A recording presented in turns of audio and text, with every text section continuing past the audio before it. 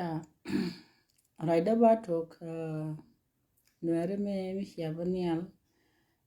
goro te rai batok kenyam goro ne yenur community rai me weke yendia ya tega mi goro ba balwaja gada kon mana yenji tiktok goro nuere kon chal kon nuere komwan kamete ga malade ga social media yara madong ta ka right ke dong ta ram dam ta ka yete dare right me we ka kan do lubuli ka me jito ko social media ka family kel chigoren yaten yendo lubuli ka tiktok go right bialing yen ga yendo ni tiana ka right ma mela ka shenga fana nyakwan chelene ram kel ka ye dadu nije raman na kula musuliya ngay ne ke la gwa yene de ko ndong cheben ke social media muti rar gwa mi jindol bul mutarar ti gwa mu gwa dul bul tanki anti teken gwa mu dangerous liya kan tek kanaro lung mu lokaje sina lugla kunna yendol sina lugla kunna bar kon man ko koni to kon da ji yene mulan ka duor a chek ko chilo da bat tele lon ko de wud yen antaran ko la dap mu ko la dap ko je ke antaran ko lo tin an toje ke je bo ko lo ko ni je ne na mo chi ne shan tin long kon men den ne ye shan long ko bu je ga dum tit ba man be o kwes ke be ni man be o kwes cher mi chi mor chi kwet chante dolu bul daro cha guch wai ke shun nya kwante woni ne ene de yengom e janji ke dul mu tolo cha gwa jin mi shi lokaje o kwa la ye mute ke mi shi loka karam dana chi dolar te ko lon ko di yeri to la wo shir mi mor ko ni mi cha do mi ji mi shi la chi de jori je ne ana bi ngom shir mi shi mor shi ngom yen dol te ko te ro dol bule gan min twil yen dol bule sha barar ko wasan wel wame chirano yir chirane jal charan duj ke libya chiran chu te dol bul chilu kana dol bule kana ko nora akel mo dong de ngai woni ne andor angara ni gan min twil ke dol doara te let ka kume mi wang na ka ke wang nore ko ke na ke ti ko lat ka ke te lat ka na ke yen dol te la dol bulli kan de yen kurun de yen alwak kurandun mi log yene la ngaje wogan a pinne ko shike na goro wo bishodo be jiek an bro dir yal kan gan min twil kie gad bulu ma de yen ledo o ku yilo sapo ni je ba ros mor ba ti jeng ba kala be ngai wo en chang na ka kan ne wodi altini bul do ara ka kora kan na mu tedi sia community dun sia ya mani yen man bule siek la wut la luyo ka mi jiya tebe go ne ko jinasel mala ne dol ka luyo go point dolo ko yen dolo bule ana nya nasel point dolo ko malane ka luego ko TikTok ke Facebook tele dul naser misi bom barar ku de ke jem ku dunna teleje wo bi shig yo ne ene bi ngom ma shing mudit me dong de da amor an bukul wo ka kan youth le ndaro do ko nen die do ko boko no ka ka kwanu guru wo yen dolo tiano kon roje me we ka ye yen dolo bule goye ke yen tiet tin tiane long roje dan sia de kun mandun e bia ngom nya kwan sia de ngom nya ko run chang je garan run yen dolo bule ke yu ke mo a chuiran daran lok kuiran nyam kurul merol ka wani chirola ngayen nyamrun kene jok de nya kwan run de ran lo kye ke dul dore dong de dul dore ko de wo dore mu chabam de lo kan nya kwan te ko dul buli mi chi nya kwan ko lok mu kan ye logo ko UK dul bul na mo te cham dor nya kwan po ne kwan ga ko yin lo ko din ji dore dul buli fanken me pai ben ke 2022 ci dol bul na mo ci wo chang do nya kwa ne ye gwa yen bul an cha je chang pa ben ke Libya ke la luga ke me chame ka ne me nyel ka la video ana mo bo akel mo dong ne gena gujo wona ne e jiran ra mute tu do ka ya kon ben ka luga ne dial kon bul ka chene tek e go ne kien na ma cha da gwa ko ne bi gan mi dung tin dong kuje wona ne te dul bul mi ja ko lok e chi nya kwan ke konga la le de 24 hour lo ka dul de al ko la wodor ka dial ni dul le ni ke dul jage ke dul panga ke dul muka ka dial la kan do nya kwan ma dul bule an kwa roman yendo al ko ne dong si barare cho nya kwan palata nya kwan mandun chi mi de yena u lel ke gan min tuil kule yara wech ka yendo al buli shaban ka Libya ado bebe ka ye ka Libya ado mala ki ado riga mi gan min tuil mi lunu wo ku ye tapot e randun ngu baka ye ma ka Libya ka ngu baka ye ma ka wasan walo de yi chu moy ko got to go to de yenu tin de an fa ko de dul bul de ya ko de kanyal ko ran chi bu tapot ka tel me ka meji mular ko wona ne jindul bul na me chi wede de ban yar ya correct ye moy ka for example ker kong chora le ane wood nasser ko kon ma nasser ka gar nasser me chi ne ko live video kan si wan wo jen ite wona ne e yen tugdo lo kien mu ko din kong chora le taram kuje yen dolu bul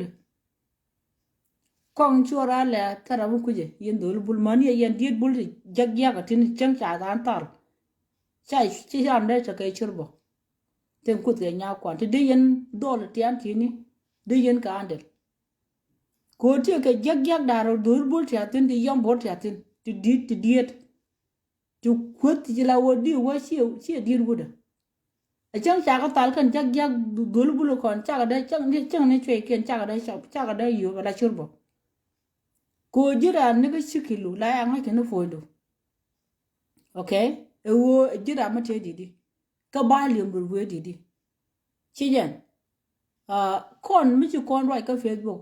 ba roi la wo lut koroda chi kon roi la wo useless nya kon wan mala do gode ne dora kolek sha de ban yar a wood puli kiti doriente ma te ka roi ku wo dorien chenga pan me chi kon chora le me se ben chane bonung dich chini te ka ria kien konji naser chiane nen yin dolu buli te ke me cha ria kien la chiman koye chiane mane ke hia dol ko bonen ala ya ne bun kut kon man te kon de kul te ka reaction te ku ne kon la lok ina ma chi we dan de ban ya ka jin gad wech again the same point de andolo to ala gan min twilo kana ne la shwali lekto nya kon mala do kon lek a kon cha yer ana doran cha ma te ka roi ko de doran de agam ko shek ci lek ki liu cha lek bonno ne di shi ban na ka war cha ban wo ka bul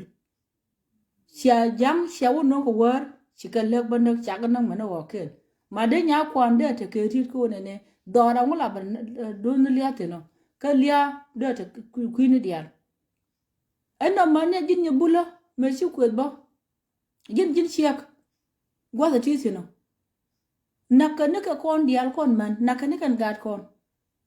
chi nya kwan ma she da yoriet ka TikTok ko du she ga dum tit cha gwa ka jibo na mo jinde dol ku lo ga dola malat ka magan min tuila shagwa wo bu kon wak ka wona ne kalat ka ne shwang ane dugo ke na doro ken ne dial shal ke bul te ne ka dor mi lo ka kon ne kan tugol dial lo ka rodien me ci ko da lo ka jamo na mo akel ka yen man bul te de yeru lo ka na no ko community mu wonatin ka wona ne lo na no rodien te lo wona ne te to do ba ka ko tugol sa ba ka ne dial ngin ke yen bul te ram la yen ka ngin mình nước nam mà trên mình lưu nước gà này đi lưu nước gà nửa đi chỉ lưu nước gà ram ke amma te cái chăm gì chú con nè cái tu du li con đi con này thì chỉ con mít lúc con mít gì đứa con được quý ke để ram na nông luôn mít gì để vô nó mua cái gì cha để kulo support này gì ram na luôn mít gì ai chỉ nó kulo ho cái mỏ long cô đứa con quý điên cái bữa con muốn này lúc con ke cái yêu bị cái tí giết bị cái cô lật cái ná bà quên ra thế mẹ bị cái gạt cái wuốt cái này được con để ra gió bị cái gạt cái wuốt ý giờ chả gạt cái wuốt giờ bị cô bên bị đar man cái này đar wuốt bị cô lôi lim cái giờ bà cô giờ cái yêu trên chăm cái việc cô được cái yêu cái này thôi yên đó yên bà yên nó cái yêu cái xe luôn luôn cái lấy cái bà quạt con cô là bên nó cái chỉ cái gạt cái wuốt gạt cái này cái gạt mình thuyền gan min chul pore chek da ne kan gat ka yen bul ka de chen ke kare gen bul pon yen gat bul te ku kwet gan min chul pon ka ne kan gat ka de ke bilik ke yekel ke ka da we ke kare god ko de kan tin cha da tin yen do lu bul anyok yen bul te ko tin wan long ti cha wo ke cha ye wo nin ka mà đây là mình cả cái chuyện nhà quan nó đúng là loa xe máy nữa cả cái loa cái quang cái này ở đôi lúc ở gan mình chịu point đấy mà cứ yên là mình cả cái qua là cái nhà quan ở qua cái nô ra mà gạt ở ngoài yên phải cứ yên nó cứ mình đi được có chú giờ ra luôn quang gan mình chịu point này chú ra đi quang cái này thút kéo chú cái loa không có cái loa mẹ quang cái gì mẹ đàn anh nó quang cái gì cái quý cái này là nó thuốc chết là cái loa nhám nào cái này yên đôi lúc en wona ne go bateni de bana ko ka cha gwa ka ye cha man te di ko la na to wo ba te ga ni ti bana ne kre dan ka ci kon ga bu loy wona me ne me dor ba te ga ni ti bu na ko le ban nak ti bana ban nak dai dan e bi kar ko kula ban support na ma cha gwa ka yen do lu bule kontine me la yena lin ginaser na siya kan sen dan ma je sha do bakan ke ni kan katil me sha wang chine la ni jo kon jinase ngwana ko nu ke ka ngwana kun ka tiktok ye ke mi kan go lat kan do kan do le dara la lat ke ka rach chicken ba kala video bi ngam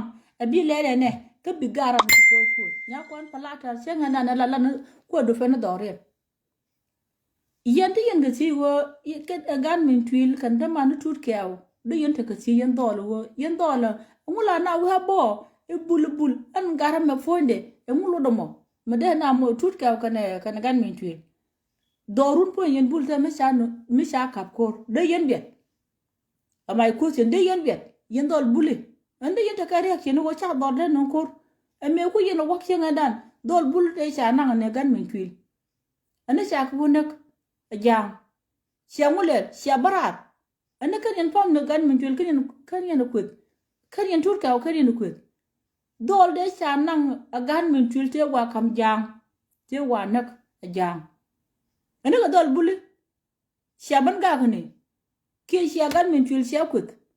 ke sia tur ka sia man sia kut ke sia tur ka ya kut ke sia tur sia wud ba cha le ngat ma sia kut yana kun ba ya ban lutin se gwa ka ye awo ba do ko te shi nuan ka ye guru wona ne bia fogos ko wona ne kon mu ne na ma wa wona wa ga ba ne ku ya didi kon bul te ka tin ne ka nyot su dong ba ne answer ka yen me nyur yen do lo bole ka luak se ngada ne sha wa ta me wa nge tut kew rame wange wude chale gan men twilo wanga je ke wo shonware fon dol chale galwa wanga je ke shonware ko deni malat ke bul to con to quit down she mugwa cha one life mede yeron kotin anyok gude chalo kong chora la cha mo ke dej bulli lim ni ye a hi kun nya kwa na me lim ni ye kon jinaser chenga bu bol balano ka jinater gwa mo chenga bu ngwanu kun du na me palo wala yen wal ye lwal lil kon bu kana char this time changa mo palo wa ti yen kun na yena ti wona ne ti lil kun ke kumni bu ngwa ba kom na ken ba kalep ken kom lele ba kalep okay again chenga bi alen ka jinaser lwe ko rodun du for ngut e ken kong chora la e ken ne bul la ken kanang katibe ni kun lwe ke ne gwa chenga dan chu yen nyando chu yen kon kut yen do le bule chu yen nyando chu yen kon kut ka katibe mu kwala nang ne je re loga e gan min twil ke ne tut kew wa lo wa ka nak e wa chi nyando che de riet chu yen nyando chu yen okut mula yen alo yen do le bulo ke chi yen kwar kun yen ga luok mala ne kwar kala ne ka luok ta kon jika chi dora ago gad win mele demi giek la ya luok na me giek okay kon man luna gad ko ke luna shaw ko ke luna gad mana ko contribution mala ne atule siang ka ga nuora chi po nga chi tu ka tol yon ni yen wona chi yen yo tol le ya rai ba nga ga na ne ka social media tel mo long yene contribution o kurti de mater ter ne kon man tel won mater e chi gan mo tor wa yut abi ngom abi le ngop ka jen pele le la manan te ke je re duele pele je ha bi jen ma di du yena wa ko kana family ne kien chi yena poj kemalat kana je man mutum no re we ke lo biya gara biya ko no mara mata gad ba ro do yut eta ga gad di dam ne ka ti yena gad ha sing mun lo ga chaw de wo yen de wo dab gad go ba ta de te ke lan chaw de yen bul si se mo wo ya ka ye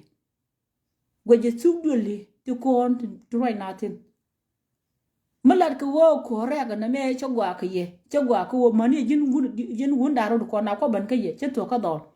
yen gun daro ko ka yen de yen dol lo rew de yen gan mi tu lo de yen tut ka de yen lo rut se ma wo yeri na mo yen gun de ko ta ka jube kan general mo yar ka wojo jin me jin bol me lim wi ka tut ka di limamat bad bo yen lim yen ka boy yen fa chere mi amit yen dia daro de jagja de kon chang tal ka ni ye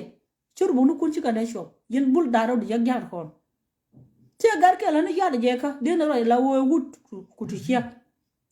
lo che guru betal ko na kam nyar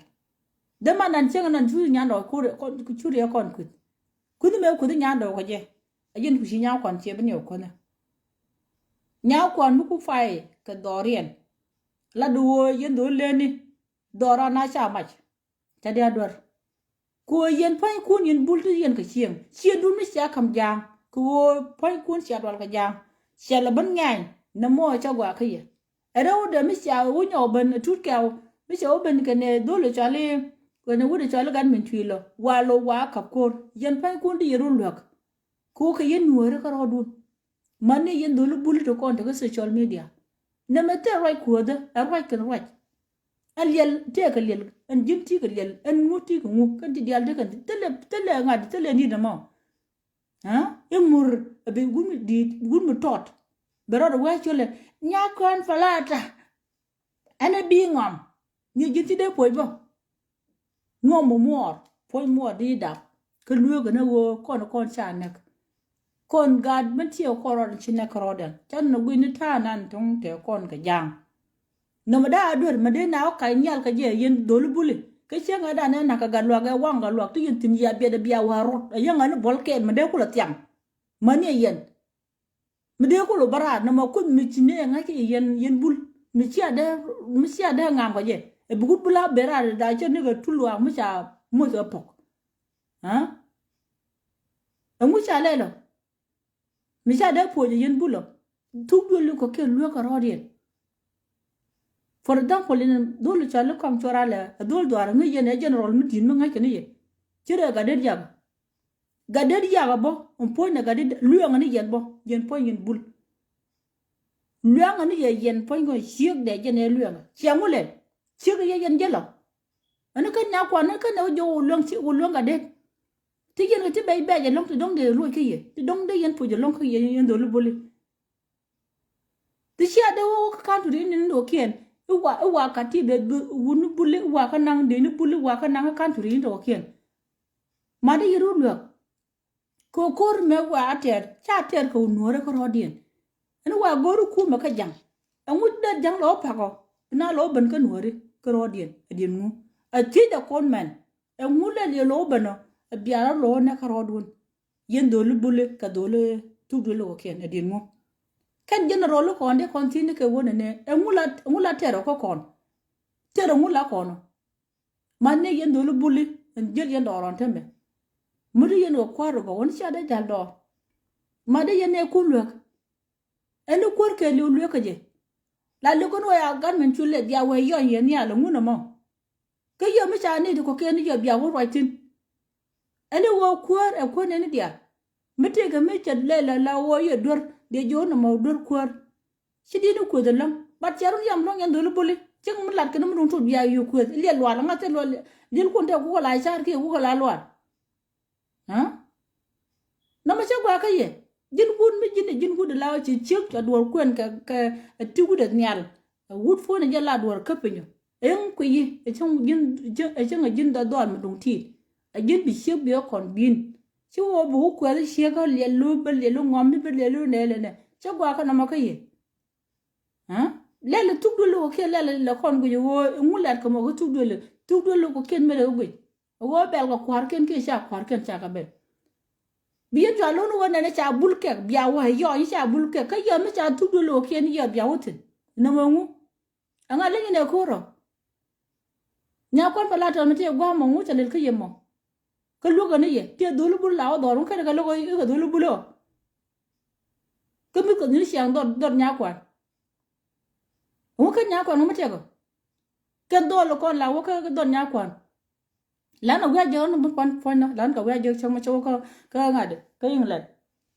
me ho do nya kwa lan ka je ken dibre no ben tio dia ndo lo ben tio dia lan ka je do nya kwa ko ken ga logo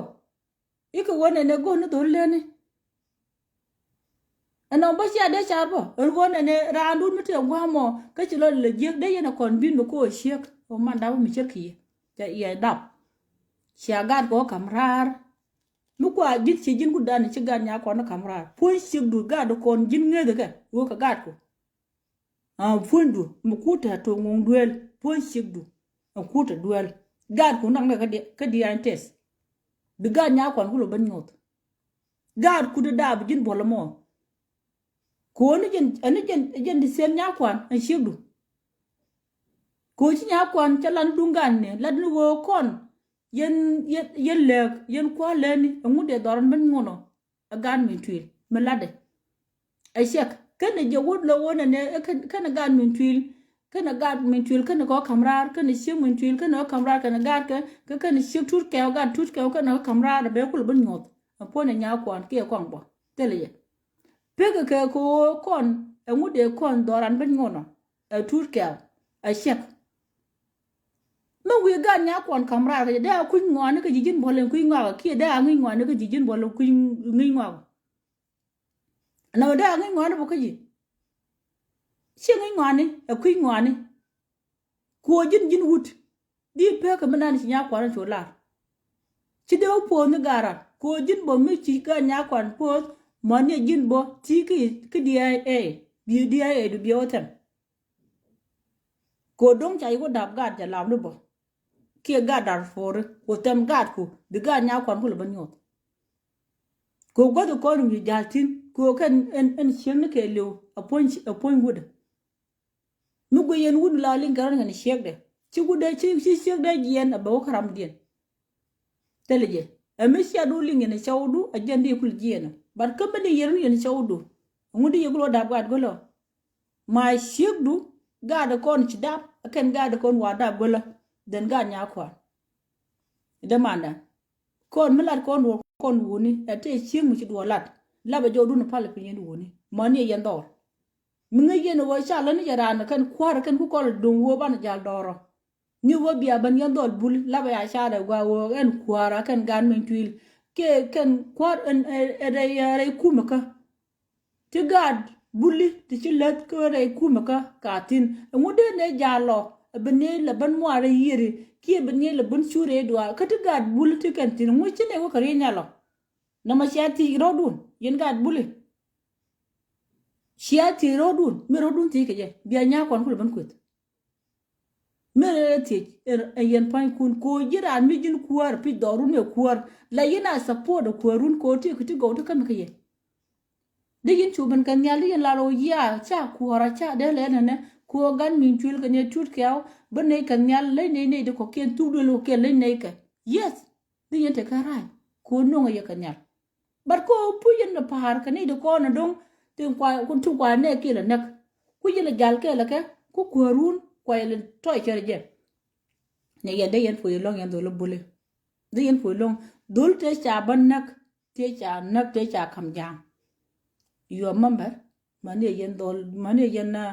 wurdi shep len tini te ko ke nyando yen woni dir daro tini che wot kun ye ga ni ya tere golo ha gu yen la wo chene ti mo yer wu kan woni shet je kan ngamanen ha ti de na ko lo kala video ba ye ko yen won wara te lamba fal wudu bu nyede ne ba fal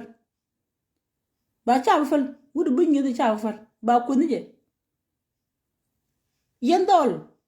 yela kel rinu kun akan te cha wangane akan te cha wonak ngun me kan yen ko ne kan yen gan min tul kan yen ko mon ya jin shega da ne shega ko nya kwano ka tiktok an kwaji bala ne anaji la dol ko dol buli la ka ko dila ku dol buli jin shega mo jin bo ngini ro kel bo jin manda ba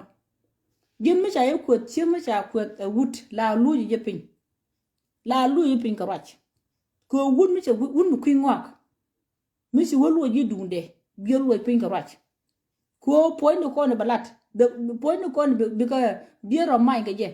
be kula nga go pin na me e picha e she me de ban ka ko cha lan jenga ti be te ji tuo ko ne mi si ga lad wut jen be kula nga jo medan te ke wun bul si cha kam jang ne ken na ka dol buli te kut ke nya kwa dol to ne me cha ko kam jang cha ko wona cha li wi mon ke li wo gan min tul ke de tut ke cha dol cha ko kam jang ya ko ne dol ken amun ba kan kwet me de ko ko nya kwa no roje ko ne sha banjo yin dol buli ngai du na shor be nganya ka tudu lo ken e ba wo ga yen buli e dran nganya po na gwa no balat ko yella ma taram kuje le lo la ma taram kuje ni le na ka lo okay tera mala le la mi sha la ba ya bala wona la ko la wona ka point right ko la wotin point right la ko la wo ka point okay kon jina ta tine give a damn wun mi che wo pele mi de na la tin la ne ya kama okay kan ga buli shi na budwal ka ye ngu ne ba tale je yana bu ngon ga le lwal ka le ngu ka le ngu na ma sha gwa ka ye biyen man ko ka la video ka lo dun ngu nya kwa mu che le le mo ka ko du fe ne wi de aten ti ne ka wa ting les point ko ko la chen yu nan chenga bu gad bulu banda ka naser sia bulin ni wo le wala me biya le ntu ko ken palo wo ko je ga la video ci won ko na che guyen che ka de kom ne jen dolu bulu to ko no ko ha la wo bidol bulago yugude ya chunga na chaka bel bidol bulago boya fak bidol bulago tere jaga de yu ala wo chelu ri alaka ka jiran din nga lo ri alaka ka yene di cheblen ti chal de manang ka suga bayo kwak tin la wo bayo gu jene ne tele ha so sudan ne ka ngani ne ka kan kwar kon ma jël kon doro teme bi kon ben ke libya man ka ken kwar kon ti de kon gulu nyutin ti de lu no ne mi jin gan wore piche lo du che chaka lo jin wor di nyu la wo jin do al mun ma ngaji wona ne en me chalet ken ne yo kon nuere wo bne jala lag kam chini ka kam wini chagwa kane na mo ha chagwa kane so kon nuere bo kon kula kunro dan ka social media kut ka man ko lar ka duor inda me shema na chana ka bilil kunu ben run in woni lo lelu ha ka jwa kunu kon daga ye so de yukul jodi jel taram kuje yen woni la de gwa taram kuje ku yen ka yen yusule ni long mat yen shuar ka dar ka kwin ngwane ha a chia ka yen kula te ka kom ti dial to ne kan dial yen woni nuore chia ka lelet ka yen dag rolto antame kuma dume kuma man ngaken wo mede ga da shamrun ngaken wo muda da shaw da shamruno ka yen woni tel me sham yene rudiyana lugena ramagad kun shan bi wunen wero rom golla ci tara te ga tay bi wo tar jame dil ka yur ga tari je ko bayni ken woni nuare la wudu guji cere ya da jog nyeppe jida ha yo ba chen wala yo ba wala la ka gwa yo ya ban go ya ban wona ne mana tele ka lot tele ka rai de shek de kula mu ka shek ga jante ko wudo mu yen wona me shata lot na yen wo be kan ci ma rai ka gari lu na kan mani yen dol bulu te rar mu shalal bulo mu te mi shalal bul chen na contribution shamel bul ha shamel bul an fona cha dol bulu shalok ka Libya dol bulan shalok ka loka je wo aga nuara ngiyana gwa yandor ngiyana gwa wo shonkel ka ye ka Libya ka me shonkel ka ye me chang te ga mi tuok yen dia le yo wona ne tan kunde ga dam tan kunde ka gor ka tan kunde ka rinne ka me da ne la ro ya ka Libya man tama today ro ya ko nan yen nuara mete ga mi jing mala ka community die la ro na ma chet tok kon tana chu chana lew chana rew dor chana moye ka chana cha kon wang a jur ti chale jur amete ga ko nuara mala mi jie kon nuara to ko ken kul te chanti de kon ka loy mi gwa long chi kon lo ko da be gan mo tor wa ade yelom ade lwan ade che ma ngop jen ka yen dor ki yen ngone ma sing ma diu logrun ba wa san wala ma ngai ni tin gwa raro da wan gwa ko kwaje wo de wu dor nga grun na ma shi Afrika yen dol ti shi ban ko yu san walti ko yen ka wasan wal tan take a different siang mya banita okay nya kwan palata la mata de yen dor run yen dol bul ka chi de lok yen dol ko to ko UK mite mi to run ko UK tel gwa de rutin digin kon ga yom digin yoraka ko je la wang du na gwa mo okay dole di da fan ka de ran support tu yeror kare ka cham je tu kwa ko la kwak ga de bula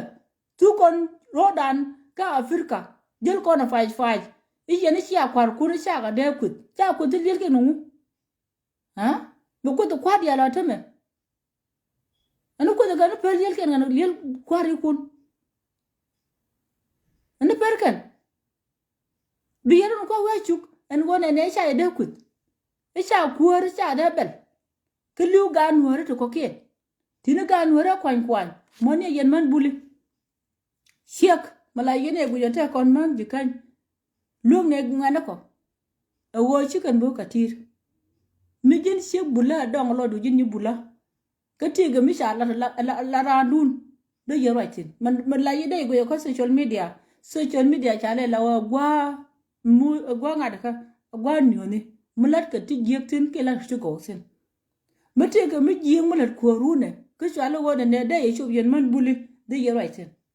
ti dinu kuyes dinu go ro ya me biran kun dore si me chi to ne ka ga luak me no mo di ru mai ka je nu me kon bul me chale ka kon ne cha gwe wi mon ke le tu du lo kien ba kon ko da kon chia ka ke mi ba kon ko tin run ke tel mi chi ko la ke jin tu ke ke ne gan min tuil ke cha ran wang aba wang ne ke me le de ga luak le ni rai chi men lan nya kwa ne ke ne chau de le ni rai do arien Jogo no bulken wo kona akon chi jiek ke kon chi mi jiek la do kon ha ala o jene ko ni ke bul de chi utiai kan te ko lo galwak kan te lo galwak ate magad galwak ani yen bul be sia ga bulo ko sia ga la sia abia sia ni bia nyot no yen o ko yen ga mano ko ken si jin dul dan wu nya kwan gad nya kwan kamrat gad galwa chi le nu te mi chi le ke ki jel yin la pai ba no te mi chi le gad galwak ba ko ngai wo jin bol yene chwar mi je chwar gor kon man mi te ga mi luk ne ye la ba ne bia ne kafin la wo kon man kun ko kon ye man kun ko gam ne ni wo man te ka ye ro yen wo jel ga dal ku ye no kwa man jele chan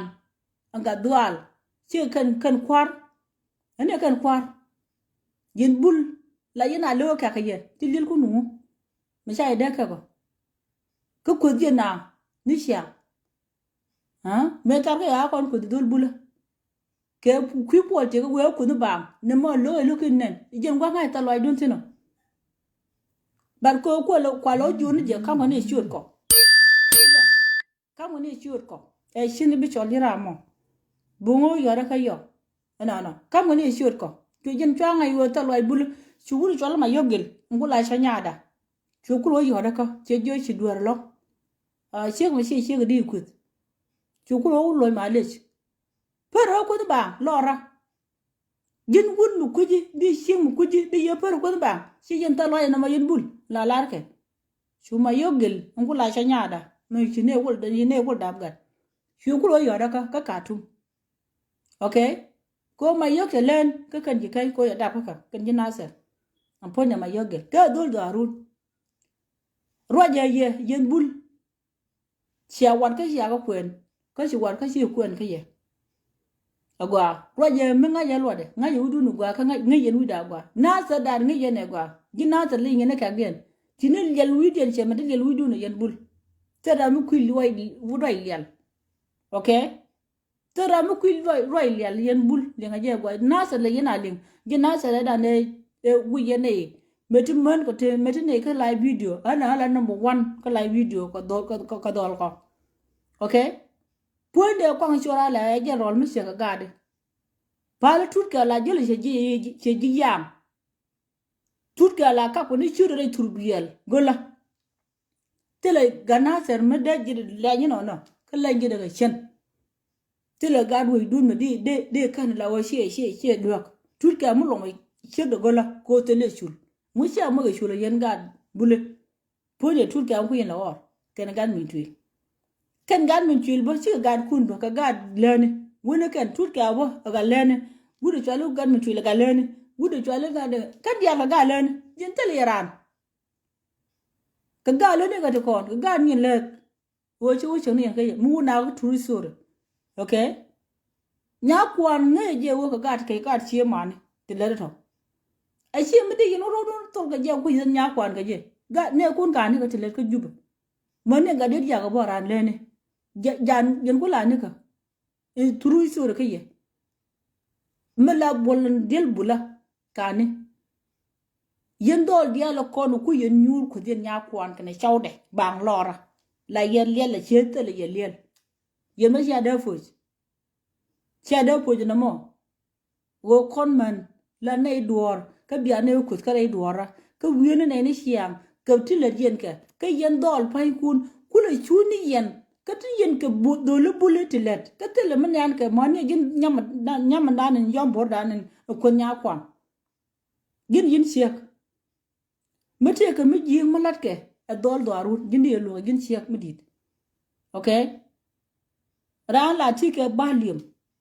wood fonde ayen ki jo ne nya me ngi ku tara kuje ci je lel ka mur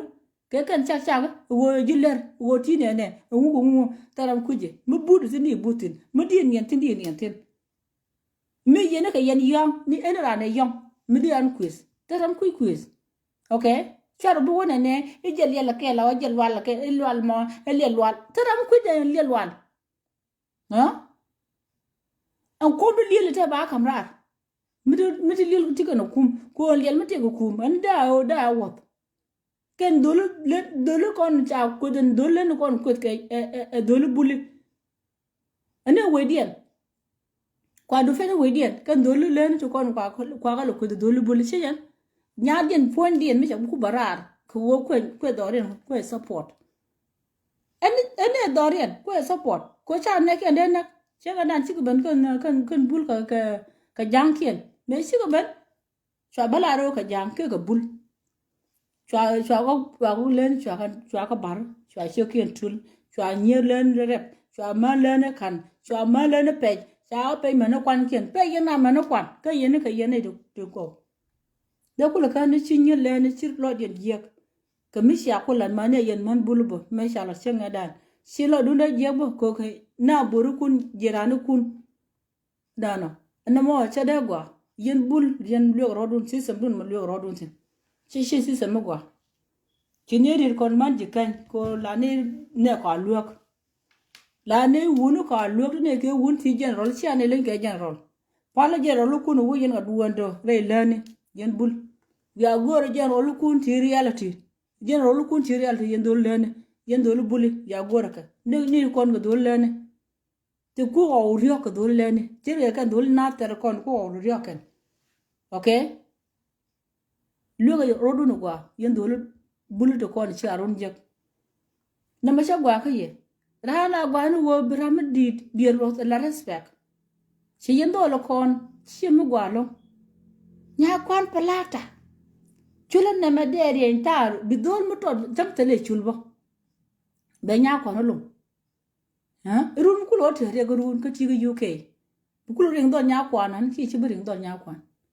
ko wi mo ne lo ko kon e tur ka bi je ko kwanan ke bi je ko gwadul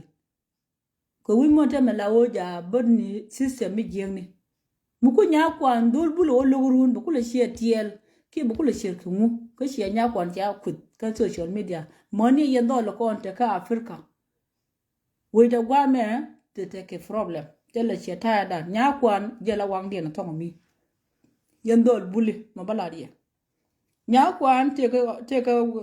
me chale ka ngade te ka UK a party UK we dien ka ngade ka scholar gira la future anan goji la goji che yen use le dong de kon dong bulu de kon yo din jega Sudan yom bor kon yen ku yen ma tuwa ko wasan wal gwame me changi gad bulu me chang yenen a kwede de yelo wo wi mon tan ke future dong di udoran run dong ti mi di shudi run ran la kujimina di ujigrun okay ci tur ka da ben abe lok ka ci wude chalo gadmin chuli cha da ben abe lok adam dan dong da ci ka je chianan nya ke meteme shindul bul da lok be do lo gwa me ko ganwara okay deni ko pan ka cha go ganwara mi dul bula shende lok bade jo min ledimo mi jiyak okay ban mi shi na kula lok yen do lu buli okay je nong de ku lok bar kon ji naser lung ne na di ga karan bar tirul she de go de lu ko kon ji naser la ne ya lu ko mun lan di ujikrun la ne ya lu ka je mi lu ya ka liel bi je bi lu ka liel ka mi lu ya ka roi bi lu ka roi te di alon bi ga jek okay bat ko wo do kon kwen ka kon li dere ka roi kon ji naser bi gut bi lat gwade bi ko ndore manana ci dur e nga doal dung jeni ci bal long la we pinye changa mo ko ndore pinye nga doal ke ga bi ko ne wo man ci dur je ne duote wal de ci tok mene guj be ko wo sienya na mo run te bela ban me ga nu ku ngwa ke me ga nu ngi ngwa ko run che bo nyo mo continue ke me ga nu ngi ngwa ko run be ko lo nyo continue na mo ci je en me dong de luk sur nya kwan ka social media bay non kar lo at jek agwa ci ben ka live ko kon di livia ko kon di social media okay ram kele ci toye masijilo ci ne bit kon di yal la ne a mo ci ma ci nya kwan pe ne kamo kon di yal ne lok ti ne pi nya kwan kon ne ti du ti ne pi nya kwan ala di gwa ci ku ye na me mu ye no continue bul ye lun barat ka social media gwa me man kun mi ci adel me ko wina ci ga won moy ka problem ni e ci ga de lat ko wona ne icha eteke bul cha ke ngutin cha ye ke ko ha angu sia pe ro do ru no ko ti yen tin yen bul wan yen de yen ku na la yen ko general lun de le ko ti kan ka general yen de la yen le ga yena kwa chong kwa ro ru na ga yen ko ro du no mo yen do lu bul de yen ko la ne je o ke no chi ne de men nong ku do randa o che ne ko che ko nang do run okay ka te ma bne ku ra ka ne ko ri de la wu da lat bo loy na chi wo lat ye ka le yen do lu bul ko on tarar gwa me yen ne te ngai ngwa ga la ngai yen lu cheng wara a chi chi ku bara de ko lo ke da kwi ko wona ne kwara a jen chi wo ala wo che do lu le ni se ko mo ke ko ba ka ne okay bne ku ra bna ku bara ku pe do rien se kan do le ni te kan ga kwar chi kwar buli di dani yelat de yen ku ra ga gan min chulu ni yen sha ke go de do le ni ku ro din ku na ga na bien che men na kwang cho la ta na ga dora ani sha wuri cho le lo nya kiero ni sha nen yin bul se bare ga ja ba na ba ga ja ko ro je na ga gwa de ku la kan ni nya kwan da ko te ga connection ka wona ne react te ga reaction ke yen ha lo ka ti no gwa mi ti de ga ko ke yen ka ti be de sa lo ken cha ko na atema lo ko ro dien e mu sha ne ku do ma yen ko tin nya kwan ka jama dinu ka nya kwan la no yen bul chungal chung dun ani nake adulu dora de nya kwan chu ko la wo dulu dorien a chak yen la nya kwan de yerun chu yera chi ta dun chi ka nyok witi ka yen dulu buli ite ka mi diru i cha ko nya kwan dul bulo wa noy ka ku da man ni jen chi ada po ba ni ka video ni ku no kon la yen ka mi shi ko je ka video ma shi ko je ka la shi ko je video ma de yen ko bara dulu buli atema yana ko tu dulu ko ket la wonna kan ka rodien te maran che ko me je che chol nya kwana de eraide te magan men tuila aku pe kon bul che nga dan me cha gad buli che ko kam jang chao baraka tel mi ko la sa ga luang nak akon tel mi ko la no mo ba kon kwet no ma de yen ta ka rai de yero lu ko je no mo anteme ling ne ye wo te kwang chora le mula dol doara se wo nyura shela wa te ke dol buli ti buban ka nasar lo ke bu fora yen dol buli tin yen ko ka social media he ba jega ba watot palo wo le lwal ba bi chara le this time ke ye palo wo ba le la lwal ba mi char le lo ke bu for yen ne de kon yen sha gan min chuli sha ke ne turkew aka ci bo ma balarje le nga gwa ka jidun indul buli le nga ni gwa lu ka kan ne de ton jo ke wo kwang chora le bol ci wo kore a woni ne ken kore okay a woni ken ko brama to du le ne ka la jen jen ku yela ga ka nya kwan gen mo nya kwa la ni wo indul buli sha de bandora goro wona ne bia pe do ru dora sha ban ngi jike okay jen lat nya kwane na mo kaman ti chwale man leni katin cha kwini wodo ka bara ay nya kwan ko be rar ko de ne be bala ne ye de wul ke le chulo ke de she ke le chulo sha de ron hu yo ne ti ta ti ku ka ram ken ti family na ma da gwa ka ye yindo le bule ken jin na ma da na ko ma no ga nya kwarar ga nya kwan kana chawr ne kangaj jin gar ko min nged ke wona ne ci ke die ciegdu o tem ke diay wër ka diay tes jin bolen yomboram wër ka diay ba waften bi gar nya ko ngul bantem ko kana je wuju kana gar ko kamrar ba gar ko no bi gar nya ko ngul no jin wut chura ye ciega dum tit kaman ka kandela to jin di pe ko wona ne amu ko nya ko ne ko wuda di guji go ador nya kwan ke chu nya kwan di nya kwan ju ko ke di nya kwan ju fal ke di ko ru yoda ka en wo ma cha la da teme kut ka na bul ka titu ko yen kwar ko tine gor ri la wuda la ye mane yande dole akan ti kon yen kalat di bula wa yejo mane use le dan ya sigulum chale mangu jin da mandan sigu ya lum kuri nya kwan je ha mi jilwa ke jin jikan jin nin to loy nu go la man ko de TikTok ngani gwa chini woni ka mursi bu non jal kane ya ka patari bi chigo da den bi muro ko ka de mursi bu te ka patari wa ma ka live video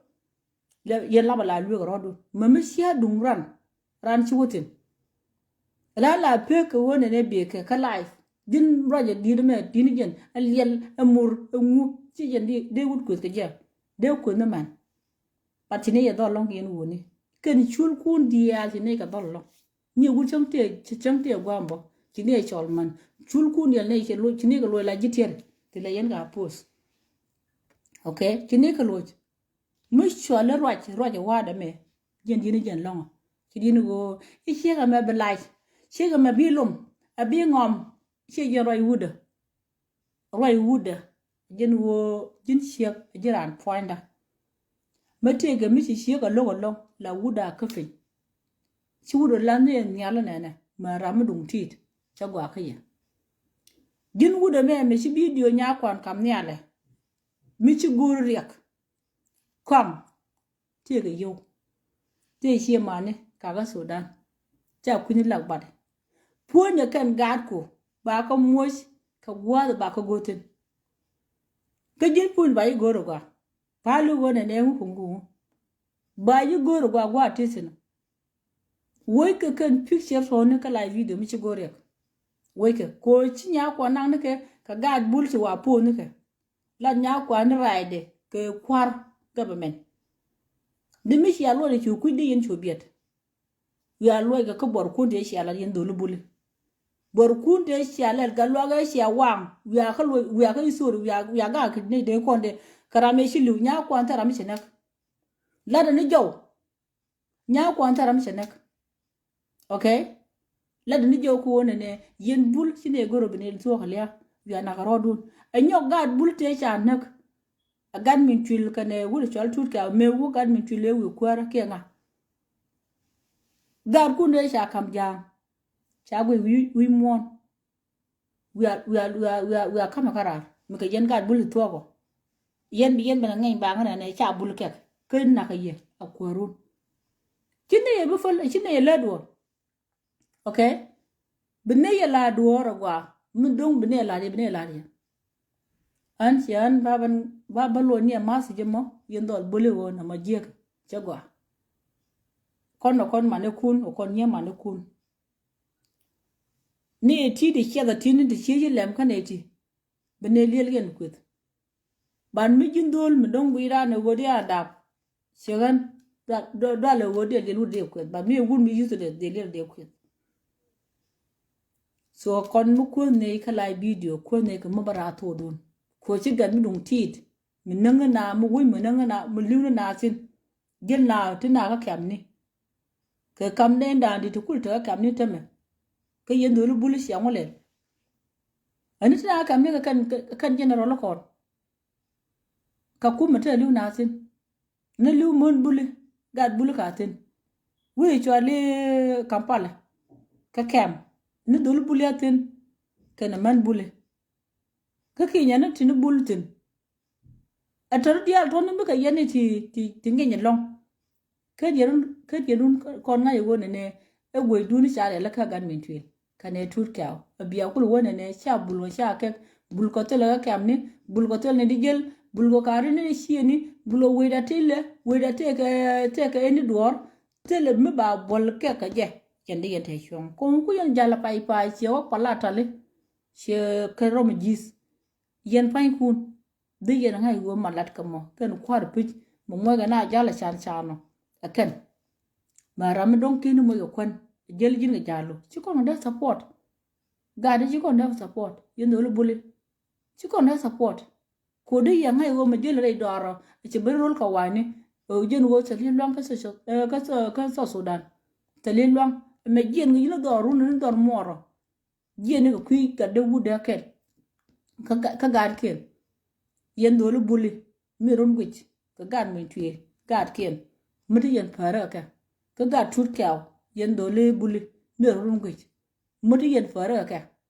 ko roj la we ka roj shi yen dole ko no kwes ka social media gwa me trar shi aper ka gad tut kaw ka shi aper ka gad min twil okay tani gad min twil gade kana gad buli kene jogo na bi gwar chuwo rorar akan diran ka shar ka toroni okay ni gudu mi chalo kwang chora la gar ka chika da dawach ka US kan gar ke chika wo ko ni na nyot ko na nak le na didi ka chine de mar ka ye apon ne kwang chol ka dol dwara kon jinaser chine manen tine kere akin ke chine manen te dol dwara ti te kere ni kan dol chi wang chi mo kwet yen dol bulle chad na goro biya lenga kwa dol chi wang me ku ke kwang chora la me che benni ka ngad ka naser e wang a naser te ga dol chi wang ni che manen ti che dol kun tin ju ko de wala ku ke nya kwa por example ba no nge yen ba wol le luno ko yen ko dia na je lo ha ba no de te ga dol chi wang mi che manen ka ni che nen kwang chora la cha na ne kon di naser jen ta nan te ga kwa jen ta nan te ke wuri choli gan min twil ka lek jen te ke tut ka o ka lek de kan ci dole ni ci ka te ka reaction ko na ka na ka ke man le ne de kan ci kan te ka reaction ko na ka dore te ke bulu chaal gele de ke ha kelo nu ka be ngo por dan polema mani jen man bulu mani jen ci ko nya kwan wudi cholo kan chora le adol dwara fa te ka nyelle te ka nyer sia wang ti sia manen ko tiktok to kwet ko tugdu le ko ken te ka dol sia wang ti chimu kwet tu kwet ko nei ane te le ka ha ane te le ka so en me dong de la ye do le buli sia jin do le yom bormo men ko nya kwan en nang nya kwan ko social media ka gad ka do le je ka tajo ti da gwa ma si dina ma linga gwa a wojidu senga nan juri nya do kon ko lor ba ko dol kundu kulu ji ne ken tu wa we loga wa do mai wa nan do loga chulil kunu barad che ke nyo ko dien nya do ko wa banan ke lo ha yen ji yen me yenga yen dol buli si yen me yenga ana mo ko won ni ye wa yen be ni palu wo ya la ro tilil kun ga kom li te me bi barad mu ka chu bi nater bini kom li bini ben kamrar ala de gwa ate kom li mi shaga latin ka bini kom li bini ga ban kamrar mu wo chu pa naser ko li bi aye man ko ka ga social media chine bit man ko chine bit ga je gwa yen bul amati bul te ka gwa par wo li wala chamu yen ko tu kun ye mur joni bu ngam tu kun bi lo ne be palu tu di dan te ga ye mandong bala lekun gwa ka shum ai chora ra che ne chi mo ba te lo go do one day chana ngo bul shol ga ma bul ne ra gat kon nyen naser ma yogel ne nang no wal wu do ara ma ta ma yogel ga da manan chine bu bay ka chane bu bay ngi ne ni gwa kon ni naser po na ma yogel yen bul yenga je gwa po ne ma yogel chine bu chi a pa chane bu bay di yen bara ngon ngodo na ka man ka social media mane me de ra me de wud wala pin ka right ha ka de nya kwa na dora an wud me din me che ga wudan a da la mi kwa lwal mo lo ket de kule de kul ro jidi ha mi kwa ile ka dit akwa ile ka di kule an shin ba ka wo kwena baban correct ni roi no kon de yen galat yen wonu buli okay baban mo ne ko for example ko bukulo loy dun ko cheke babang nya kon palatal che babang ka live video be ke reason par sia ko nang ko yen nang nato na yen pel yen na ga cha na gad kun gan min twil pel yen ne na ga cha on na gad kun wa tum ni ka cher ga belo wa kok gan min twil ku chwe tel bol malar ni yen ngon ngod tini dol tini ngu kan yen gan min twil wo gonyo me kan yen gonyo ngu gan min twil ken ga te kon te kwa won a jam te mi shalatin yen gad buli na makana ma joga lo ga wan wang ku wola ni chuong ga lo ngu kan yen bararo na ka ye a kwar kun ke bia ben wona ne isha ka ke kur yen ke ngu dol ka yemo kon mala ne wakala video ta lawo le ne kwar ko ku ne ka mo ke kai ne kien ngu ka ne ko ngira ne wo pi shek mala lo da bab mala ne ke pi shi ga ti go ti le ne ke le ne ti je ga lo okay le ne ti je te ga shek nuara mi shi wun wore ban ko ta ka lai ga ko ga ne roda kon jina ter ga ne roda le mi ra mi chi mi je la da kut ke ye nga da mor kon chora le gan malen fonda an shek roja yendol buli kon chora le gan malen fonda ka mi kut ke je chiang manen garot gar kot randu ara kun poy mar wen kur yen bul agwadong fonde chiang manen wo baban kut ko wo cha wadi cha kut balar ye kun poy mar wen kur kamara nya ro wul gën kur shek anara okay gad war kara je to mi yen bul en ba ka lo your family chara gui ba chara buwe an yusula diyo de leni e kade e jotpe minga yen kun poy da kel kan gan min twil na yen sha kek yen bul am ponde kun poy mar wen kur pon le da kel kan gan min twil garwi poy le da kel kan gan min twil okay garwi gar ko le kel kan gan min twil kan gina ta kan dial kan ka support le gan min twil chiang manen wa ku ko tino yen bul chiang manen lawa cha ban kwet ka wat ka an go yen wat ka dial kan ruwa ka to dan okay akan ruwa ka to dan kan wat ka dial akan ta kon to ko jube kan wat ka dial akan to kon to ko jube ma don balarie ni wale yen gad buli shwara gu je la won ramita lot ana do no right ba ci do na right ba okay e tik to level no che yen gad buli to ka tiktok le ngagwa wudu chalo kun foj le kel kan gan min chul kan tut kaw kun poy marwen kor agwa anara garut gar kot mara kaje garoy foj mara kaje cheje ni do kon to jube ka wat kan dial to kwi ka da min twil okay ka to kwi ga da min twil yen bul ya ngagwa sien boka family useless ba ka family real family okay ladu tini wala yen bul le ngagwa kani dial kon to ka gan min twil kan dial kan dul na ter kan dial ka hiya mare ani hiya ga raja yen dol bul le ngagwa ka tiktok agan ba ka lawyer family hiya mare kan te kon nakana ka jube okay siang manen barar no ku de kamo siang manen barar ko ngajo ne toni era dien jede nya kon falata mi berar ko woni ne ko we dien ko support e missionen ko liaga doaren la liaga leni liu ko ni siang ka le na ka kan bul ka ba halo lo nya jam ma te ka rai ko nyo we dien okay so yen gad buli nung ye shada maka jama nung je ko ne yen mi shira ndun mate kwe janga ka yele to mi jiek shada mat ka ja ko na moyo bagad buli be mo ke kas ko ba kas wi mon ka ba yol she yen yom bor da wotini dongoti te gwejiti la rana we che to ya ta wot ha chirgude ye ke wi yum sha la de pini today yen gad kulu lwak ko to ko reka gad ana to ko reka gad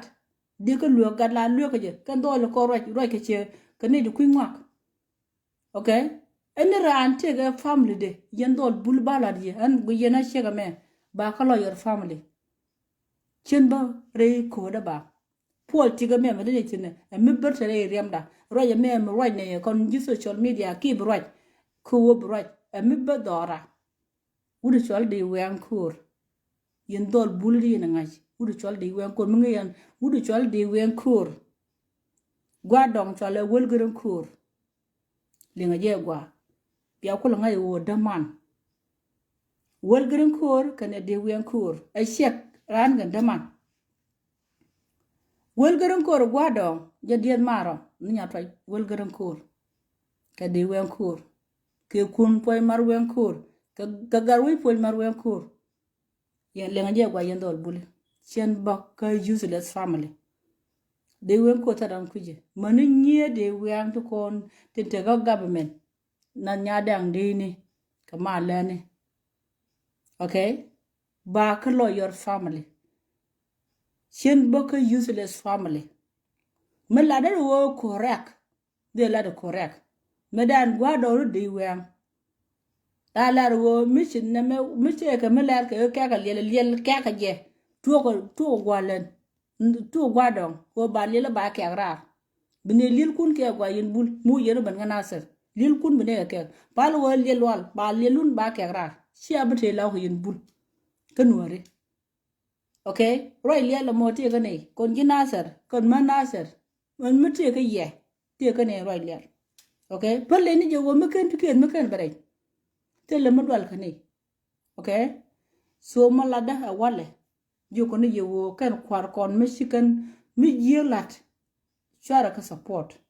mu kan yo mu yen ko support again be ya kulo ndongo diga nyet more ba kon nek more man yen bul ba ye nak mor ni ko le wala me biya ko rudun wande biya run kut abiya la ci mar meda melat ke meda no wo bulute bi ci ko luok ateme ci ma ko bana ko kon wande ba chere ka mi kalat biya ko na kara yen bul kara cheta nan ndong ku kon la gak kan ji cheni tinaka kon ha mi ci ko no be ko la luok mani kan bi de cheda tini kan bula da wotini te kut ka nyando chenga da kala video igade ka yene didit mate ka gadu al buli mi ci kay nyal la ya we luke gad a wudu dit kon mi ci ko dan bu luka bi jiega kon man ti ne da bu go mi wote chem wa ku da a wud ci ne bu fala wudu mo bu ne ku ni kon dial biya kul ngai wo korman ateme be apale woni ko mu wote mi jieng men nen shege chenga dora amr dien ki ku go jere dien chine bino wo ko ke ching mu cherka nei chine bino ko dunu ni nyet yen woni nwara nek yana u yen tiai ke bia ben wona ne e gor yero dun kon bene ro gor bo kon men bene ro gor gwa yen ga de le ngwa bene ro gor ko men ne yen na mi sharun be sap mi sharun be gak wona me pi men na dongo de ga kan tiai de ba ka ga de wuj era men den mi jiere wuj ba moy ka riek be chine be ga kon woni chi man be no da ko ye liwni yen woni chi liwni man le nga je gwa yen do buli awol loydun o ko yalla mo bi no bo e gara ma ba hanga o ra yen nyeda liwni nga ama cha ye tol ka libya antama ani lo ngone yen woni ani lo ngone ye ka ngada ka siyene ani cha lum man de kulum ko chek de lum won ka ani lo ngone ye yen woni ka siyene ata tini woni ka siyene chitini man lo ka siyene ajen kel dan dong ni ko la shar go ne en cheng mo cha wa ko ne ka na wut dong ba te wut kel mo kan to mi ka wa dan chi wa ka chek mate ga kwar kon tu kwa ko la te gat shan tu shan ken ti jil ka mam no cha kwa da support ko te ga gad man ti chek cha do no bang man ne yen bula te me te cheng wi do no bang cha ga da cha ga tu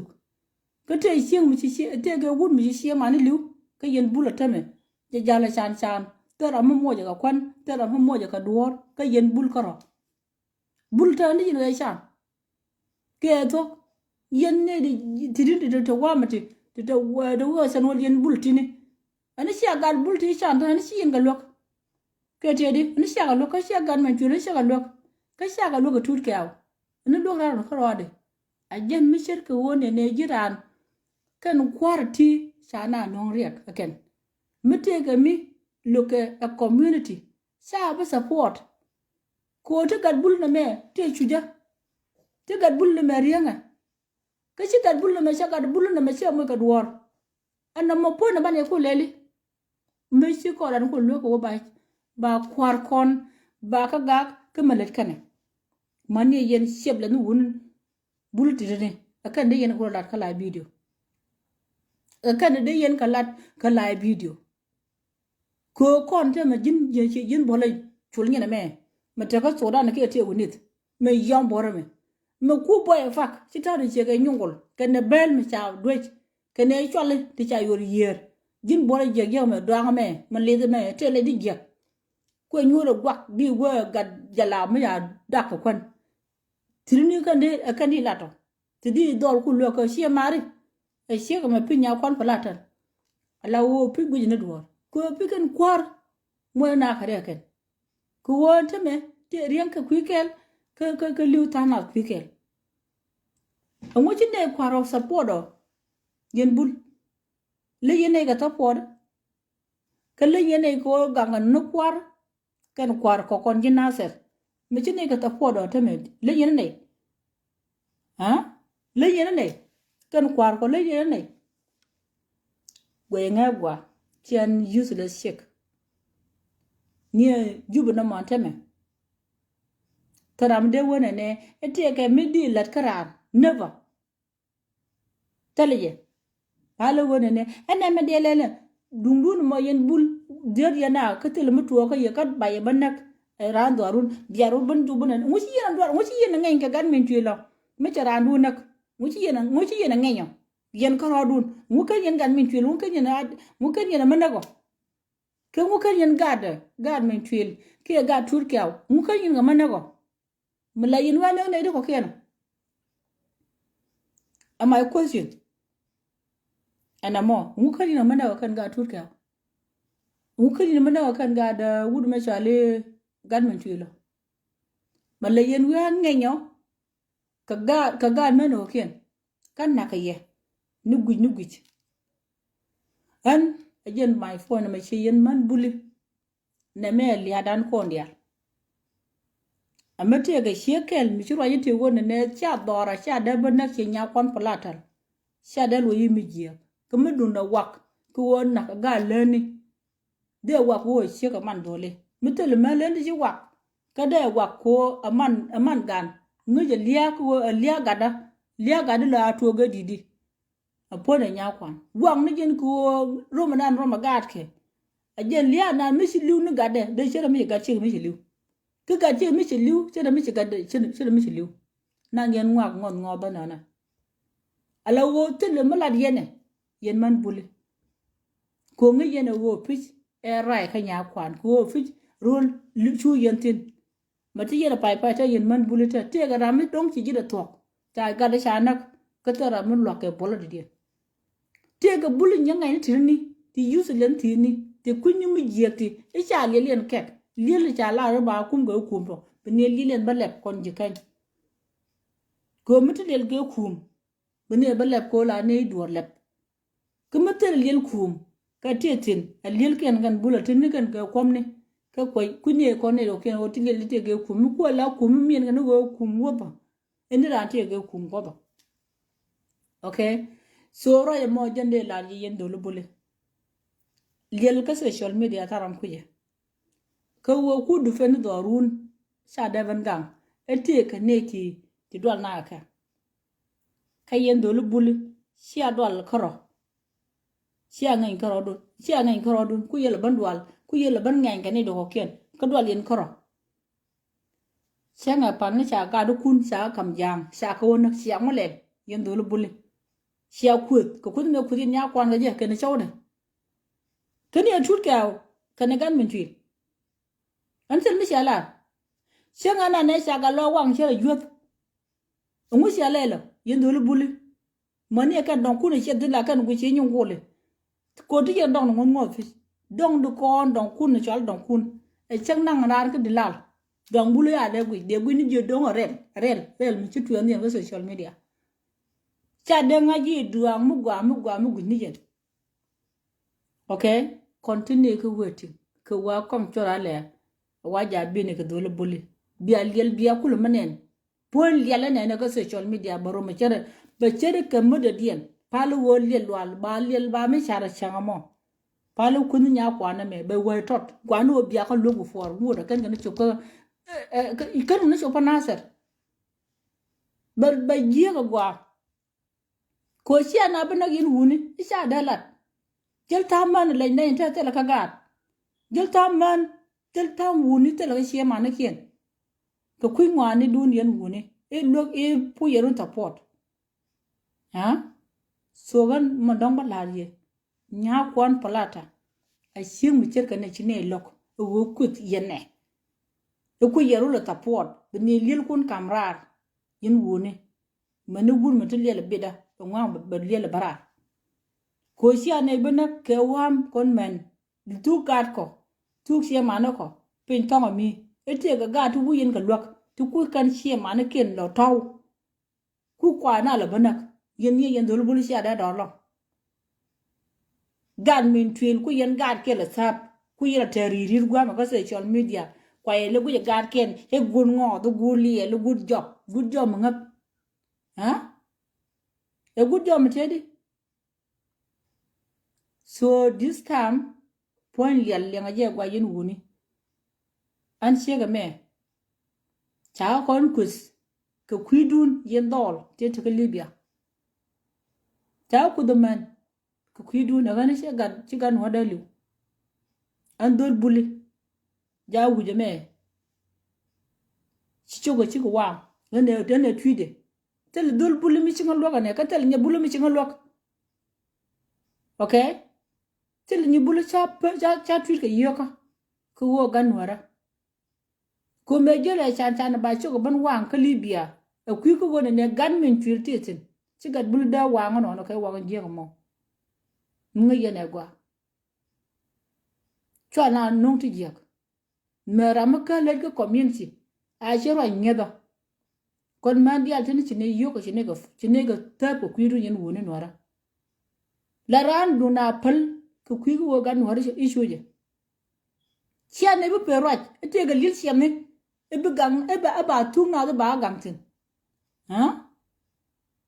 te ga yud le ne ma wuni ti ciro den jak ka man ken kel man ye jin ci ga yam boro ma roye ga ku nya kwa ni sharmu ka jila sharmu da number 2 ko mu ko ci ga mo ye ler man ye jin ma jilar ha kon man shu ne kon long ci ko ronda ta por kan yus le ne wonti ne de na kan na tin de isha bol kek area cha le la kek te le mo bol ni wo kwa ci oli bol ring mo bol gane ye ring du bol gane ye im mok kwa ci ol ka ring ya ha na ma cha gwa ka ye yen woni do ka rodu no gwa man kon lum yen ke bu yen ga det ka biya kala banyo koni ke yen ci man ta ka rai ke mi je hi she ga balat de ne ngu kula le nga de ne o ga ko la yen woni rama de ne o ga mu je ko nga de ne o ga ko rama de ne o ga nga yen woni wara mi che tali yen ko mi sha do mi je mi sha dur nga de ne o ga ko ci kan yen mi pal yen mi je mi de man lutin ka ne woni mi bel ke ye won ne me gad mi de mi je mi de na nak de shi mu len de wang a jen ke de le jen didi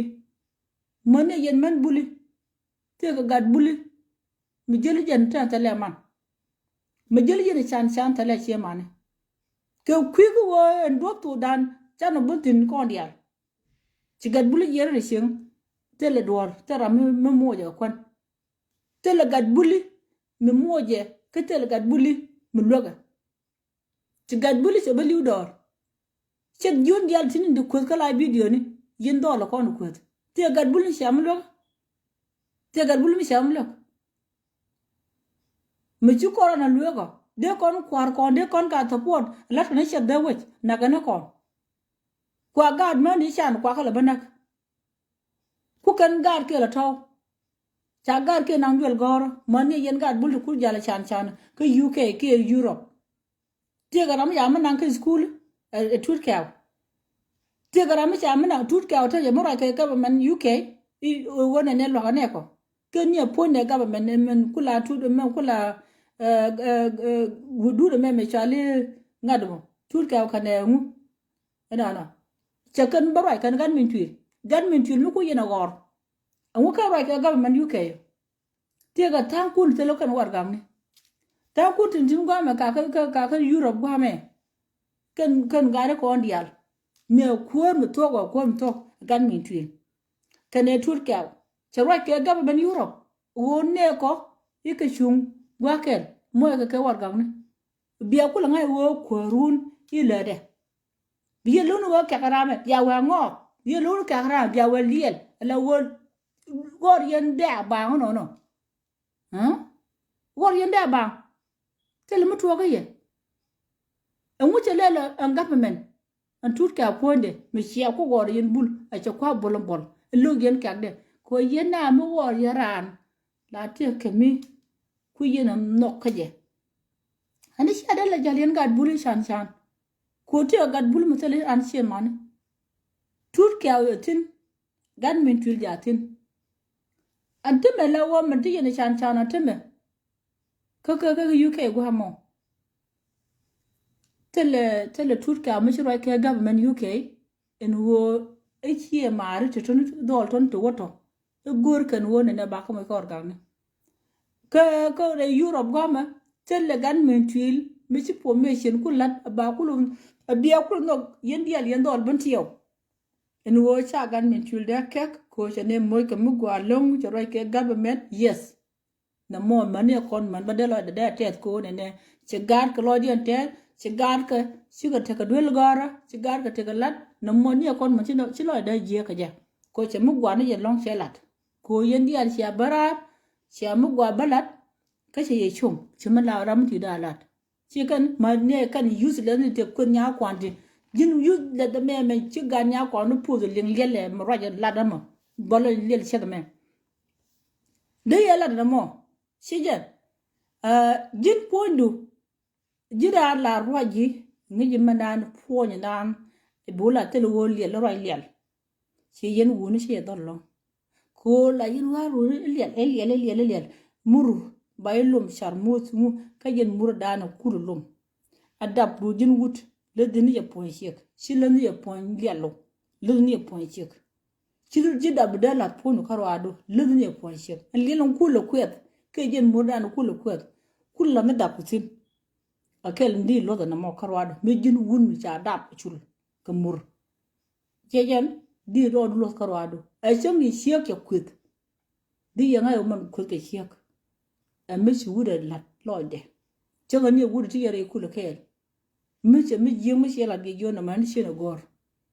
ne me ba yo kwetin ni wu cho ru me ti yen kel la ya chu me jin da mar jin ba yi kwet ba le la ya chu me ke me wun ngi ngwa ko wa ke baro chen yen ka bul ti chet bi yene ka ti sharu luokto German kun ta kun cerkaye tam bul man ko ken kane di taktiak ko chine diala jiakel okay so when again my phone no more gen bul goro wona ne bia quest ka Michigan min tuel lat ke yen dial akan gad bul ke barar ka Michigan bul barar anga je wona ne me ma je ko loy naga ka ba mena pij na kana ne dial kama jen ga man bulu da shin abika wo ka we chale ka kuma ti man bulletin Kampala ti man bulletin Kenya ti man bulletin ka we da mishi wo to kurtin si dora da ti man ken da jen ko wo to kurtin ti man ko chi ga jen ti gar ko chi ga jen kono amete ka misale ga kwar ko chi aga da yero lok de yeno go yo community adie na mo sio kan bul ko rodin ji tiaito mate ga bulu mi ci de lo ji ga long la o cha do lo rap ka ci na la kai ngode de yen kai tin yen man buli de yen luok ka yen dol bul de yen lo en wo de yen ku lo ko nya ramadan ku lo tere ci wonde ma cha gwa ku ngwane ta la ke ku ngwane ka jen ga mi yudo ro do ko de ra mi dit na mo te lu de ka ji ci te lu de gwa mo la la ke ci mi jing ne gen long ci ka den ci no kon lo na rodan kon dolo lo na rodan kon ne ti la manu kun de ki nye manu kun te ne ga nyer te de yen okwen te ne ga nye manu ko te de yen okwen aran wutya junal yel social media gwa me di nyara de ye kwentin ka di nyimara de ye kwentin mi chung te ga mi ci lo yan lok a ciran ku di wa man di da kem lo di pin anan gadu badan ci ne blan mi je ban nga yo ci lo ti je ka lut ga luda na mo wud mo lut lode dun mi ci wa man di da ma din nga je lo di je ka pes no jena kam ni joro pin je di la gan mo tot ga dual mi bukwen mba nga yo tiege la nga sare rwani dol chen kwen yen de yen ye ko kwen ka de ne ya accept ko te lo wa de nye ko de ko kwen tin yen dol ko on TikTok te la wara ko ban tiyo ko lo ke je kan ge ga jak ke pan gak de yen kwen ke nye ko okay de yen kwen e chen bu je ran de ri ran ko woni man woni kwa wa ya chu ba chene yen gwa ne ku lo man tin yen dol adong chia le ditbo wuran mana ke 18 ke 17 okay ko guran wo bran fit gad ke tian gorangar nu gui chia ke chu ga 30 35 te re ngar a ye mo nyamo gwe ke ni gwa te ne ke different ni nu gui nyam chi je nye de long te lum po ne nyamo no lo ba kwen te re lum po de nyam chi chu ga 35 32 te re lum te lum e lo bas tel ga da bajak mana do okay ko ne di chu man je ngone ko 17 year ni yen gu yen e to ko gad ko ferwida ko gad ko che den hay ka gad ko di ngano ko nyema na ko go di tap ko gwa ni yen mane yen gad to ko no kwes ko yen lo den ne yedap okay rudu ne dap rudu chi ne da lo dap ban mala ne duor kon men ngone ne me jeke a kun ne ye yen wuni di yen ngai wo mo kwet ke chek ko de ke ride ba de ye lu ni chek kwet bang lora ba ni ko mi lu ni wone ne mi bel ka na kwar ni to bu ni me da won ya ba de yen ga ka chem don kunu kun yen bang lora ke to ko la ke bang atel le kwartin atel la beltin again don de lo dun kule wone ne chek ba dil kut ka wo ko na ka mo kuna la mo ka rek ko ndi al wene ko ni ko social media china kuja e kur me na china kuja na chana na te ma ga ja yen bul atare shi na reaction me cha ga ja yo no ne ba ya mo ke me ga ni je kudie da ya me cha ga ja kwet na de na no me ga ne ga ja te le ka pie bel ka tin cha do pie me ga ni de o lip ke run ti jen die ngan ba je to rew de te me kan ga ja on sia kan ci barar cha lol nye kier cha damit in wo bilo ku ne kan ce ku na no ku ke ye ka nya kwa ko ban no de for example yen do lo kon kwes lol nye kier men chalat yen ga ja dial mani yen juban ti odial sia kanen cha ga ja ban kwet ke wo ba ka ban mo ka me ga ndi ku die me ga ndi ku die ni yen nguni ke mu metal sia mani lol nye kier ci barar ka cha lol nye kier cha da me cha kut aga ja do ko ken cha ga te ga dol ga ja ni shanen cha che ga dan cha ban ko te che ga ja ga chirit jen te ye mo ka ko bia ku nga yen dol buli o kuin wa dun cha ngai wi mon ke lo che ga ja ga dan ki roi ga ja ga dan cha ling jen di sem roi dan la nya kwan pala ta le ku kwi ku woni ne che gan men twil che de wo do leni we ya chi nya kwan lo ko manda ba she ga ja dan che lugo wona ne ba mengan ti ku di ba ko nore ga ja ba ko ban pit ke ba wude chola tel bakiro ba support ba kwa ni bina bud ke je che kwet che ga ja che ga kwet non tel sie man lo nya kier ti ben la dol sie ni jane ti yen dol bulun ti ko nya kwan ti ye ka my question man ye yom bor ti ni te dongo ti ko ke nya kwan ti sia kan nen kan dol ti jane cha sie ga ja dan cha kwet my question pian ku lu ku wo ke yen ku yen wa en doro en tu du la te ka dol ko te ka ji la jeng ni dol ti jane ti dol ga ja wud da ne chwal lo nya kier e wud ti jane yen dol buli te ka dol ti jane ti cha siek ga ja ga dan an kwet ti jane ka wo ci lo nya kier ci min de na lutin che ga ja dial ban kwet e ba ye mo ke mengane ti kunu die ku die mengane ku die mi kon wo char ka ni ti ku die ti kwene ga banak re ga ja mengane ku die ka ni ti ku die ti beken ga banak kan lo nya kier kan da man ajen chole mengane ku wi ga ja lo bare sia chi jana nen la wo cha chi ko man kwet this my phone ku kon nungi kon wa pich e chi kon ku ra wo kon man ka ne wuni question to question point to point la jenga ko my comment section lo nyu ke yen bul chaban chaga ja ban kon bin te je ke mengane chana ban ko te mengane de ko wa nya kwa no beli ye en wo ji ko sie mani lek akon ti lu lek akon ti lu gan min twin me no mo gwe ye gwa de ma chi de me de yen ban ko nya kwan fala ta biya gad ko kamrar mi si wo kwingwa ne ke yen do lo bul ko pol ye de gun sie ngadan e chalat en wo yen pan kun pol yen ni gate sha wo to ba gan min twin le wa bar gate wa bar ka kan yen ma barar biya gan min twin ban put be ban kwet kapal ye dungal wak chero widun kanye men kan chi yana romai atem yi nyo por dan follow wole ne en lo nye ki ye den do lo buli en lingi no tiktok men gan ko ne sha kanen ya te ga dul si jani mi chi che ka ja bun kut te ga ti jani tilari no kun yen dol buli ko video nya ko antara am ka banyal chen ke dul buli bi video re kam nyal balai ka lai me she ba nyoga me ken e che kam nyal video re no mo balai bineti nusin ko kwing wa dun en ran ku je ngwa no dorien ku gange ngwa no dorien kami ngi je wo video lat ka je ke phone to phone ko kon man ti be lo kam met ka le lun yen wuni ngwa ka yen shiam tol ka yuni shiam lel ka ye didi mo ye ka yo wa me kok wa kon kok wo yen kur kwa ka war ba ko cham kwar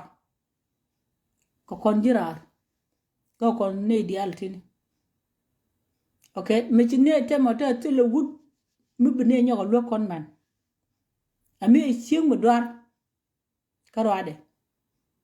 ko to le yen gato si ko to go po dien ta na le yen ngu ko dien na sharu lok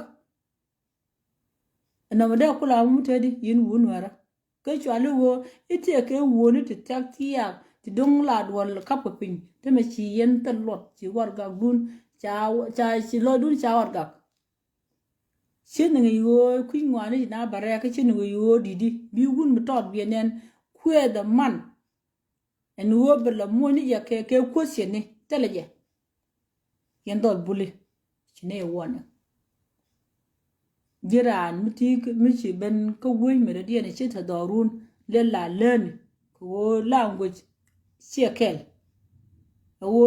kon ju kwe kier luong ne wune ko kichi wud nuara che de barar me ben ne ye la ne ben ne sha ne ko jinaser ma naser ga facebook lep men de wa twain ka social media ka jinaser lel karo bi leng before ni wud bulu me keraro la ngaje wo mutu ko mana tar tin titalo falfalaka tingada man dwara titalo 1 2 3 katin kaga Facebook game lep kono tine leng sianga dan cigar ga lwa kon barar red ga lwa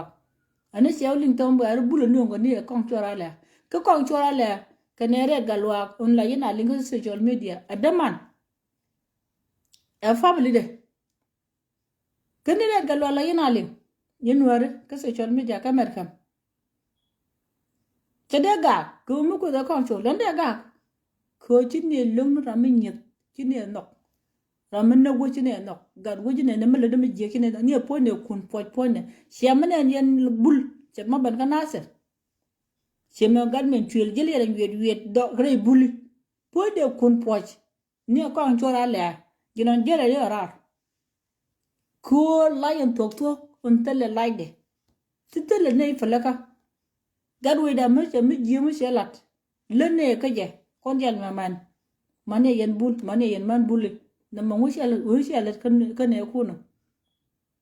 tin ge shon ko na yar hodun shi ro luak ko wunu luga je shek je la nga je jomo ko man kun yen bul wa shi karit wa na yen ka ti shirit na mo je non de tin dong je non shen man bul shen da bel she yen man bul shen da bel bat ko sha kul ban re no ro ken de yeru yet bo a shek di ro kwet dinu kosien ko wunro ya ke kosien ka tele de la poje ti dinu ko liala malawe be la accident ti ko no letken ke ken woni che malada ke matame ami e wuni bi mi cha ngi ke dak loaj ken wo ilode jin wudo mo mite ka tama den jen karwade mi se lode mi se akol ban mange je wo puje wudo mo roi na roi je bata tang woni ti bi wo loy den ka ta woni bi kwai ke je ko la be ke accident ke riet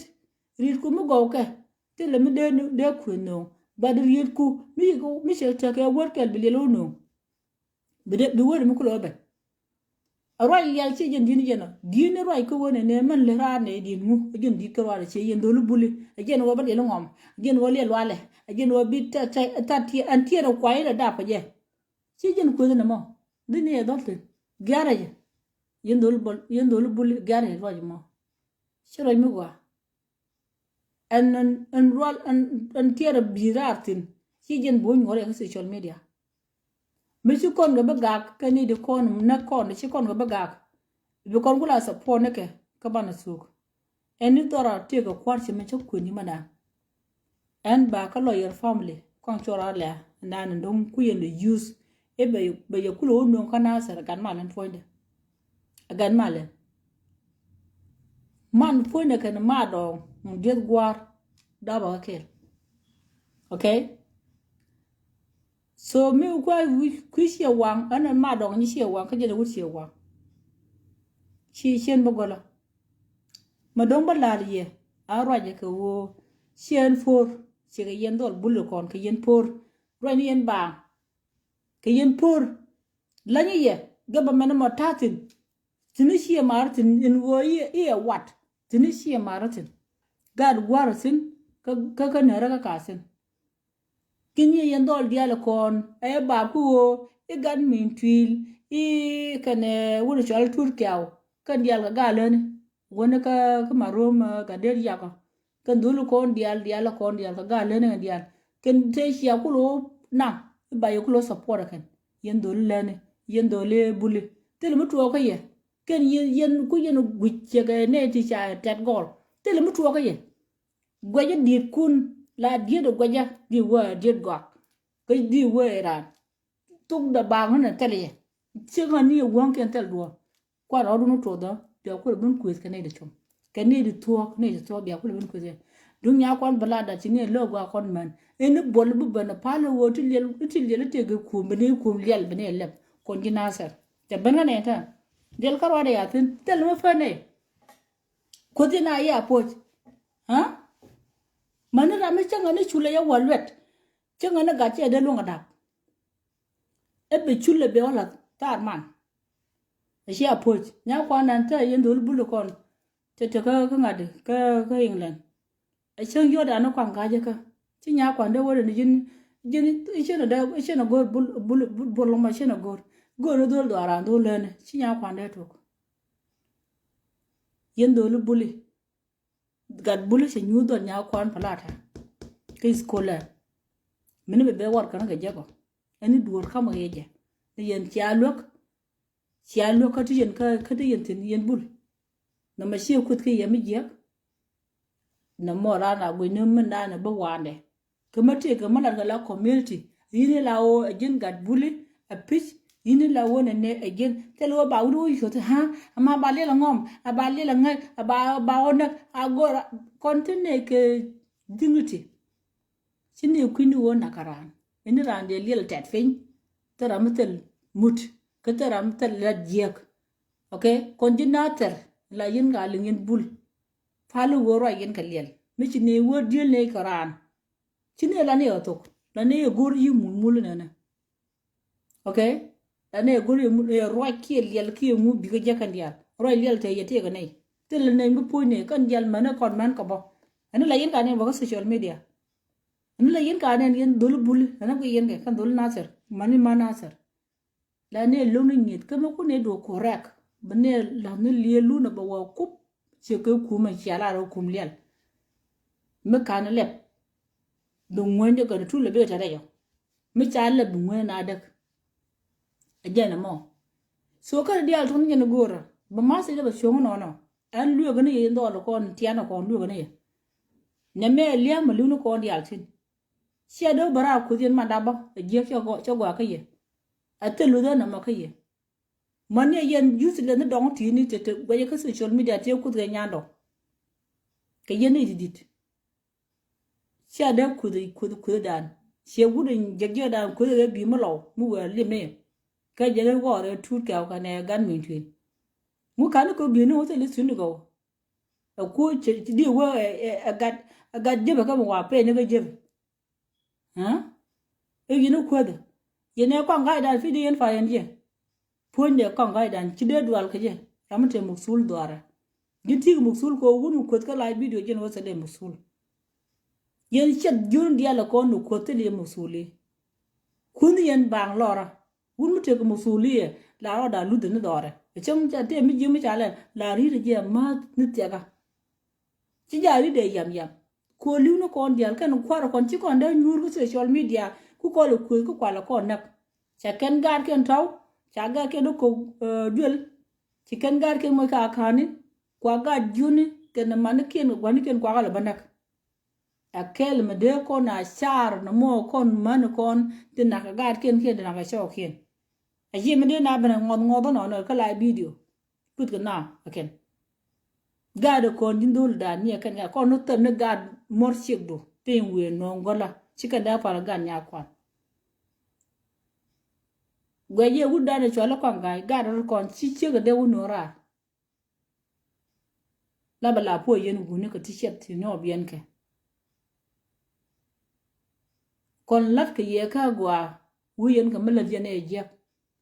dor te muksuliye michi muksuliye dor michi dar mi gira ma gwanda ba shi gwanda ba shi da ku kun mana ku diye kaja ta da gwa mo ne yendo ku TikTok te ga yil kel ya tin gwa ma mal jal ga murshik de murshik du gan ma jal ka je ga TikTok wa lu nguru de je shi wa ya dol kai jan ta du mana ku du man ga ga social media so ka to jin mi jin wun mi tarwa da chai ban pen shek du chu mana ko kien se dori ken chu go ja ko daka ngin ye wo mo bangi yi duo la a shek du wai lum gola ci shi mo de daw kut ye ler ko bangi ni ji pingo te li chul mi de lum shek ro de yen yi TikTok mo bala je yen wo TikTok lo da ro dun ka lo da ka yen ka mana kon dong lat ka chuo chora je ne wo bia do yor pang e shega me ler e shega ma tene ne kon ni de kon dong len mi je ke len mi gwa kan yen ne lo to tene de lo ku chen che wo ku de ye na kape ne ma din shi na ma she de le ne de le ne de ne le ko lo da a pi che je ka long ko te le yen ka to wo be gan to wa chung ke picture a gwe je a shega ma ba ngom a shi ga ma ba ngom nya kon pala tel ba ngom cha thum ni ka social media chi puch